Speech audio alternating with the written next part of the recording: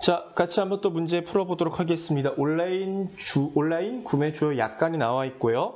질의 응답에 대해 잘못 이해한 것, 잘못 설명한 것을 고르라는 문제입니다. 문제가 약간의 그 수정사항이 있습니다. 여러분들 마이패스 홈페이지 가시면은 정오표 확인하실 수 있으니까요. 정오표를 근거로 조금 더 정확하게 문제들을 풀어보셨으면 좋겠습니다. 먼저 여기서는 뭐가 잘못이 되었냐면요. 네, 이 내용을 살짝 지워주고 문제를 풀면은 조금 더 정확하게 정답을 찾아주실 수 있을 것 같네요. 자, 이런 형태의 문제는 약관을 처음부터 끝까지 쭉 읽어나가면서 아, 그래, 이 약관을 통해 무슨 얘기를 하고 있구나 알아보는 건 전혀 중요하지 않습니다. 중요한 건 뭐예요? 문제를 먼저 보시고 문제를 읽고 필요한 정보를 여기서 찾아 나가시면 된다는 겁니다. 그 방법을 그대로 한번 적용을 해보도록 하겠습니다. 1번, 2일 전에 인터넷으로 구매한 코트를 받았는데 색이 마음에 들지 않아서 택배로 보냈다. 실시간 계좌 이체를 이용했는데 언제 환불받을 수 있냐? 당연히 배송과 관련된 10조는 관련이 없습니다. 여기 1번에 봤더니 환불과 관련된 것이니까 13조의 내용을 통해 정답을 확인하시면 되겠죠. 이 사람은 실시간 계좌 이체를 이용했다고 합니다. 그러면은 환불과 관련된 내용 가운데 실시간 계좌 이체했을 경우 어떻게 되고 있는지 한번 확인해 보도록 할게요. 다른 것도 아니고 파손되었거나 아니고 다음에 반품할 수 없다, 반품할 수 없는 상품이고요. 환불과 관련된 내용이니까 이어진 내용들을 계속 살펴보셔야 되겠죠. 실시간 계좌 이체와 관련된 내용이 어디 있는가 봤더니 먼저 카드 결제와 관련된 거 이렇게 될 수 있다라고 설명하고 있고요. 무통장 및 실시간 계좌 이침의 경우 반품 상품의 확인 후에 2, 3일 내에 해당 입금 계좌로 환불 처리한다라고 설명이 되어 있습니다. 언제 환불 받을 수 있나요? 그러니까 실시간 계좌 이체를 활용했기 때문에 2, 3일 이내 입금된 계좌로 환불 처리될 예정이다라고 설명을 하고 있으면 되겠네요. 1번 올바른 설명이라고 볼 수 있습니다.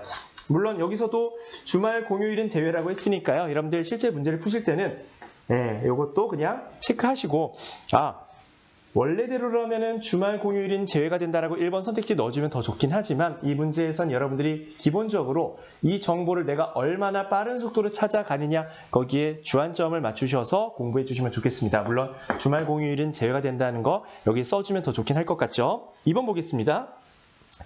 해외에서 뭔가를 구매했는데 작아서 교환하고 싶다고 합니다. 동일 제품이 홈페이지에 나와 있는데 교환이 되느냐라고 물어보고 있으니까 교환과 관련된 것도 배송하고는 절대 관련이 없겠죠? 13조의 내용을 통해서 정답을 확인하시면 좋겠습니다. 쭉 봤더니요. 한국이 아닌 국외에서 구매한 경우 교환 환불 및 제품의 AS는 불가하다라고 나와 있기 때문에 교환이 불가능하다라고 바로 구체적으로 언급이 되어 있습니다. 2번은 정확하게 확인을 해보았네요. 3번 보겠습니다. 얼마 전에 시즌 오브 세일에서 원피스를 구매했는데 반품하고 싶다 가능하냐라고 물어보고 있습니다. 반품이 가능한지 여부를 물어보고 있으니까 당연히 마찬가지로 반품과 관련된 내용들을 살펴봐야 되는데 시즌이 지났습니다. 시즌 오버로 인해 이런 것들은 가치가 감소한 경우는 어떻다고 하고 있습니까? 다음 각호의 경우에는 반품할 수가 없다라고 했으니까 구매하신 원피스의 경우 시즌이 지난 상품이니 반품이 불가능하다라고 설명을 해주시면 되겠습니다. 4번 보겠습니다. 제주도에서 주문하려고 하는데 배송 기간이 얼마 되냐? 드디어 배송과 관련된 내용이 드디어 언급이 되었습니다. 10조의 내용을 통해 정답을 확인하실 수가 있겠죠. 10조의 내용 어디 나와 있나요? 배송과 관련된 내용 택배를 이용했죠. 전국에서 2일에서 5일 정도 소요가 되고 도서 지역, 섬 지역일 경우에 2, 3일 정도 더 추가가 될 수 있다라고 설명을 하고 있습니다. 2에서 5일 소요되나 도서 지역의 경우 2, 3일 추가된다라고 설명하고 있기 때문에 올바른 내용이라고 볼 수가 있겠죠. 정답은 5번입니다. 왜 5번이 정답인지를 같이 한번 체크해 보도록 할게요. 카드로 결제한 상품을 반품하려고 하는데 언제쯤 취소 처리가 될까? 반품과 관련된 내용이니까 당연히 13조의 내용을 통해 정답을 확인하실 수가 있겠습니다.